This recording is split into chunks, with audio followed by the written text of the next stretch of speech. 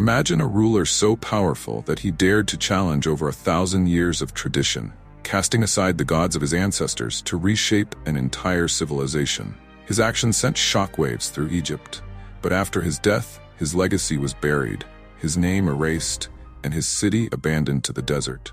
Who was this mysterious ruler, and why did Egypt want the world to forget him? Before he was Akhenaten, he was Amenhotep IV, the son of the powerful pharaoh Amenhotep III and Queen Taye. Amenhotep III's reign was one of Egypt's most prosperous periods, filled with wealth, monumental architecture, and political power. So when his son took the throne around 1353 BCE, the expectation was that Amenhotep IV would continue this legacy. But Amenhotep IV was different. From the beginning, it was clear he had an agenda that diverged from his predecessors. Early in his reign, he worshipped the traditional gods of Egypt like Amun, Osiris, and Ra. But soon, he began to focus almost exclusively on the worship of Aten, a relatively obscure deity represented by the sun disk. The Aten had existed before, but never as the supreme god. Why this sudden shift? Some historians believe that Amenhotep IV had been influenced by his mother, Queen Taye, who was known to have strong religious beliefs and political influence. But was it her influence that pushed him toward Aten? Or was it something else? By the 5th year of his reign, Amenhotep IV changed his name to Akhenaten, which means effective for Aten.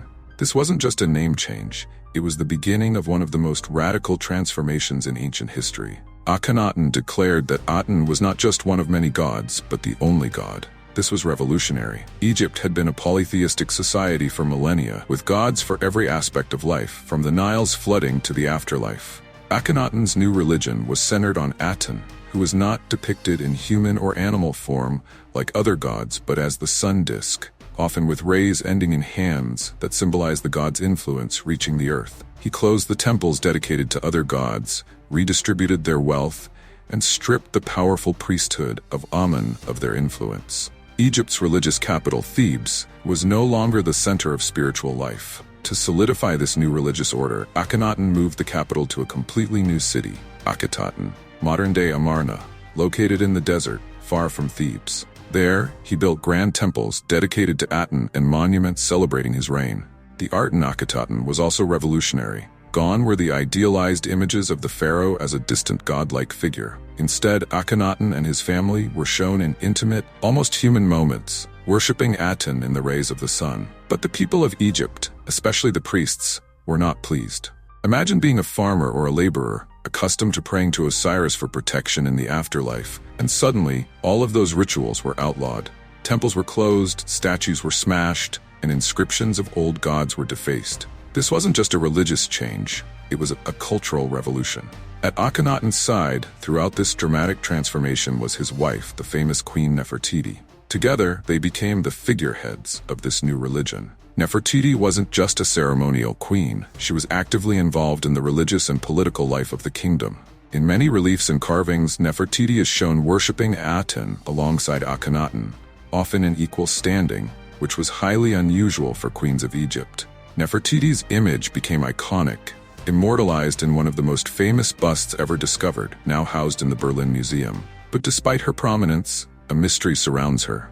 Midway through Akhenaten's reign, Nefertiti seems to vanish from historical records. Some scholars suggest that she may have died, while others believe she may have taken on a new name and role as co-regent or even pharaoh in her own right, potentially ruling alongside Akhenaten or even after his death. What really happened to Nefertiti? Was she pushed aside as Akhenaten's focus on Aten grew even more intense? Or did she continue to rule, possibly even under a different name? The answer remains elusive, with archaeological evidence only providing tantalizing clues. While Akhenaten's religious revolution was taking place, life in the new capital of Amarna was unlike anything Egypt had seen before. Built in the desert on virgin ground, the city rose quickly and was centered entirely around the worship of Aten. Akhenaten's palace was at the heart of the city, flanked by temples dedicated to Aten, with wide, open courtyards where worship was conducted under the sun. Amarna was a hub of artistic innovation. The art created there was strikingly different from the traditional Egyptian style. Instead of idealized, almost godlike figures, the art of Amarna portrayed the royal family in a much more naturalistic way. Akhenaten, Nefertiti, and their daughters were shown in intimate, everyday moments, playing with their children, eating, and even showing affection. This break from tradition shocked many, and it's one of the reasons the Amarna period is so famous today. But outside the royal family, life in Amarna was tough. The city's construction was rushed, and evidence shows that many of its workers lived in poor conditions. When the city was abandoned after Akhenaten's death, it quickly fell into ruin, leaving behind a city frozen in time for archaeologists to discover thousands of years later. Akhenaten's reign came to an abrupt and mysterious end after 17 years. The cause of his death remains unknown, but what happened after is even more intriguing. His son, Tutankhaten, originally named in honor of Aten, was quickly placed on the throne, but under the guidance of powerful officials, including the influential general Horemheb, the young boy king quickly reversed his father's policies. Tutankhaten changed his name to Tutankhamun, restoring the traditional worship of Amun and the old gods. Amarna was abandoned, and Thebes became the religious center once again. But the effort to erase Akhenaten's legacy didn't stop there. In a campaign known as Damnatio Memoriae, Akhenaten's name was chiseled off monuments, his statues were defaced, and his city was left to decay in the desert. For nearly 3,000 years, his name was lost to history. It wasn't until the 19th century that archaeologists began to piece together the story of Akhenaten and his forgotten city. Excavations at Amarna revealed a wealth of information about this enigmatic pharaoh and his radical vision for Egypt. The discovery of Akhenaten's statues, inscriptions, and art challenged the long-held view of ancient Egypt as a static, unchanging civilization.